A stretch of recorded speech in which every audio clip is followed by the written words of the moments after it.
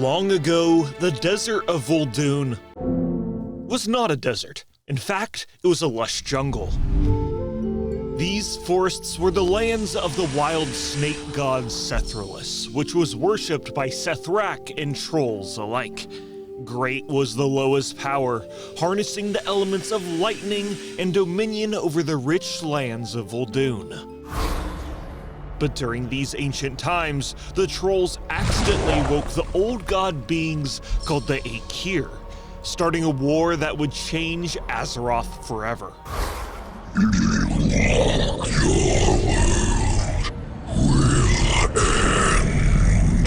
The Cathraxi creature known as Mithrax attacked the holy lands of Vol'dun.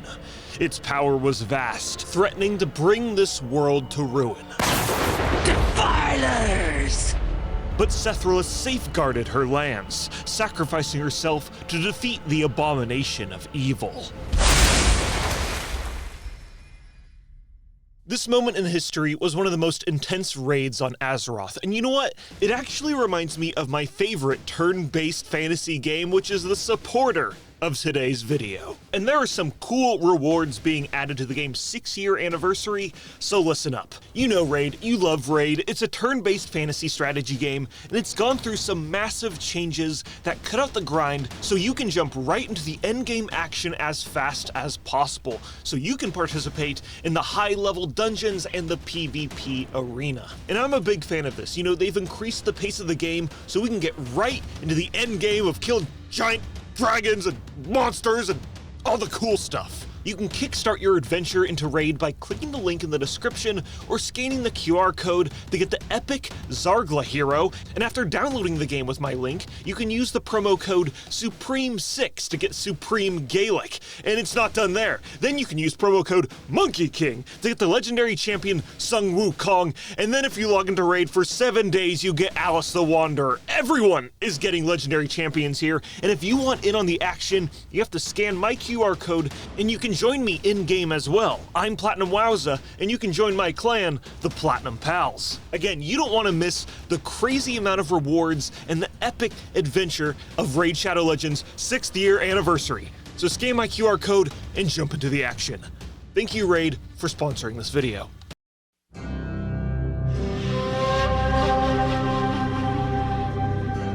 Ever since Sethraliss' death, the sands of Vol'dun have spread and altered the zone into a barren desert. The trolls left the inhospitable region, but the Sethrak remained stalwart in defending the holy land of their god. Within the Titan pyramid of Atul Aman, the corpse of Mithrax was locked away.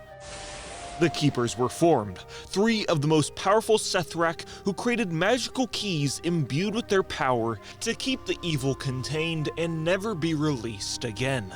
These Keepers were named Solthis, a powerful sage, Vorik, a symbol of wisdom and clarity, and Korthek, known for his strength and tactical genius. For many years, the Sethrak lived in harmony within the Temple of Sethraliss. Within the twisting corridors of the temple, the remains of Sethraliss are protected, and her devoted followers pray for the day that she is reborn.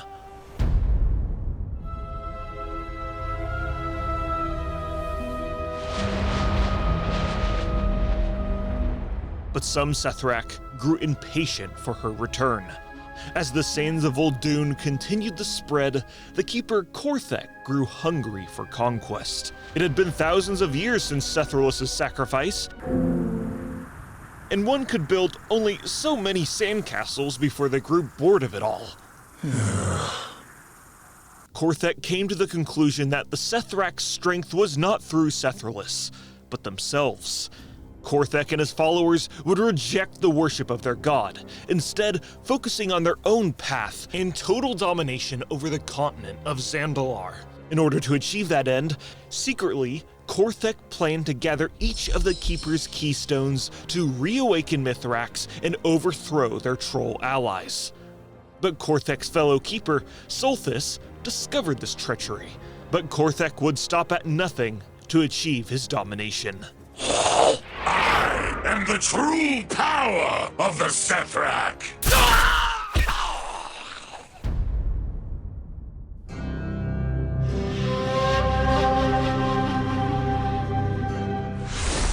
city has fallen. There is talk within the temple. Korthek is eager to attack the trolls. They are a formidable race that will not fall easily. We've lived in peace for so long. Why would he now desire to start a fight he cannot win? I shall inform Vorik of my concerns, but first, I must safeguard my key. I have a feeling something bad will happen. Very soon. Vorik, if you are receiving this message, then I fear I was too late. Korthek has betrayed our people and plans to break the barrier we placed on the tomb long ago. I can only hope I've hidden my key well enough so that you are the only one to find it.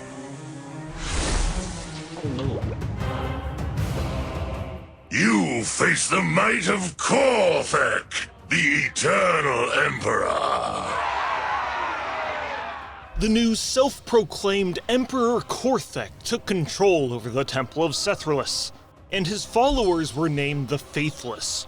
They enslaved the other races living within the dunes, and even expanded the desert's borders into the neighboring lands. For the glory of the Sethraliss Empire, we are not bound to the lower. Our strength is our own.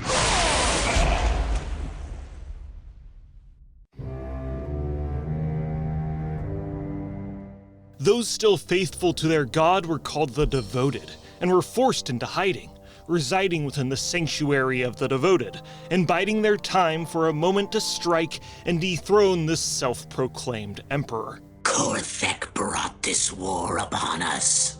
We must stay strong. When Horde players arrived to Vol'dun, they discover that the Sand Fury troll, General Jack Rosette and his tribe are working with the Faithless to retrieve the Keystones to unleash Mithrax. Jack Rosette has an intense hatred for the Horde. I mean, I bet you would too if they massacred your tribe in Tenaris way back in Classic WoW, and now he's gonna stop at nothing to get his revenge. We need to speed things up. The king has nosy visitors. That could pose a problem. You do your part, General, and I will do mine. Trespassers, you will die in these dunes. During the main quest line of the zone, Horde players crash land into Vol'dun, find Solthis' keystone, and then later free Vorik after he was captured by the Faithless soldiers. Must you pick at every corpse for treasure? Sethraliss is our true goal. Throughout the story of the zone, players fight alongside the Devoted and the other Vol'dun race, the Volpera. Vorik and his rebels go on the offensive and assault the Temple of Sethraliss. Players fly around on a Paradox, kill a lot of Sethrak, and attract the ire of the Emperor himself.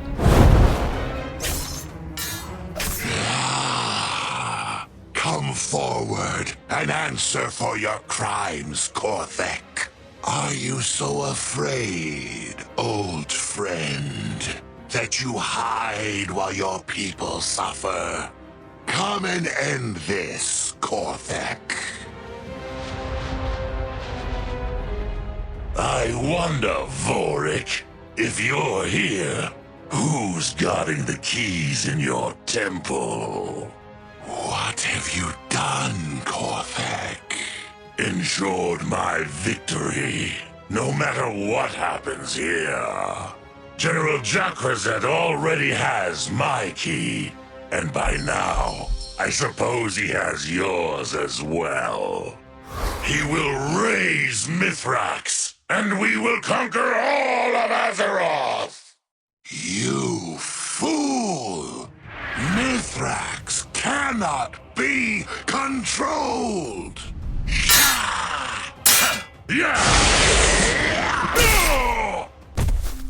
I did not force anyone to follow me, Vorik. Our people are conquerors. No, old friend. Our people are dead because of you. And now you must join them. Sethraliss forgive you. And so, in an act of utter strategic failure, Vorik and the Voted failed to defend the Keystones, and Jack Rosette and his soldiers rush in and claim them, now having all 3 keys to unleash Mithrax. So players, Vorik, and Zandalari allies try to beat General Jack Rosette to the Temple of Atul Aman, but they are too late. The general is already offering blood sacrifices to unleash Mithrax on this world once again. But we beat the snot out of him. But the fate of Azeroth is already sealed. Give him a clean death. We have seen enough suffering for one day. Suffering? You have not seen true suffering. Not yet! But you will! You cannot escape the shadows. No, it cannot be. He was the final sacrifice. We have failed.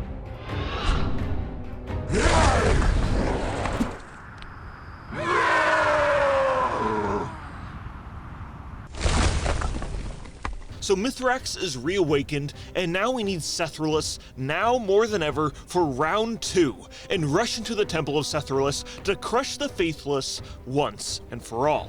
Gameplay-wise, the Temple of Sethraliss is definitely not the most beloved dungeon with its ball dodging and ball juggling sections, but one aspect of the dungeon that I think is overlooked is the awesome painted skybox that shows that Sethrak's society is a lot larger than what we see in-game. Also, throughout the dungeon, you are following the twisting spine of the ancient Loa Sethraliss, and it leads to where her avatar is being corrupted by hoodoo trolls.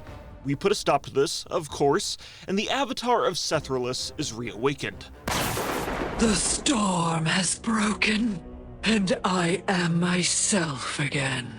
You have my gratitude, heroes. Zug zug. Though it will be some time before my full power is restored, the curse that prevented my return has been broken. So players rescue the avatar Sethraliss, who is now depicted as a Sethrak instead of a giant snake. And despite her being reawakened specifically to fight Mithrax, she never does. And Mithrax is just the second to last boss in the Old Deer raid, and we just kill him instead, and Sethraliss never shows up at all. And that is practically all of the lore for the Sethrak. And now for the real topic of this video. Why the hell aren't the Sethrak playable? They have close cultural ties to the trolls already. They fit the archetype for these playable classes, they have customization options, and if they had a slash dance emote, I'm sure it would look something like this. But instead of playable Sethrak, the other prominent race in Vol'dun would become playable instead, the Vulpera. And like, there's lore about the Vulpera, but God, there's just not a lot going on here. And yeah, I get it. I know that Vulpera have lore that make them fit within the Horde. The Alliance attacked them, they're a race of people desperately fending for themselves and stuff, but to be frank, they're just not as cool as Sethrak, and their furry, smug auras just perturb me. Am I complaining about lore that happened almost 7 years ago? Yes. Am I still upset about it? Yes. But is there a possibility that Sethrak will be made playable in future expansions? It doesn't seem likely, at least with the next couple of expansions. I'm confident that the Midnight expansion won't feature them at all, but maybe they'll be in the Last Titan? In the Dragonflight expansion, Sethrak models made of stone were featured as Titan Forge creations. These were called Refti and were servants for the dragons. There's a small bit of lore here that says that some of them were sent off to distant shores, so you can make the connection that the Sethrak used to be the Refti who were hit with the Curse of Flesh like other Titan Forge races, but this isn't confirmed, just speculation. And all that is to say, there's a big stretch that it might be possible that they're featured in a Titan-centric expansion, but honestly, man, I wouldn't get your hopes up. But I know, if Sethraliss ever did become a playable race, I would be one of the first ones to become a snake, and I'd be all like, I'm a snake. I'm a slithery little sneaky snake. I'm a slithery, look at my tongue. Don't forget to join Raid's 6-year anniversary by scanning the QR code or clicking the link down in the description.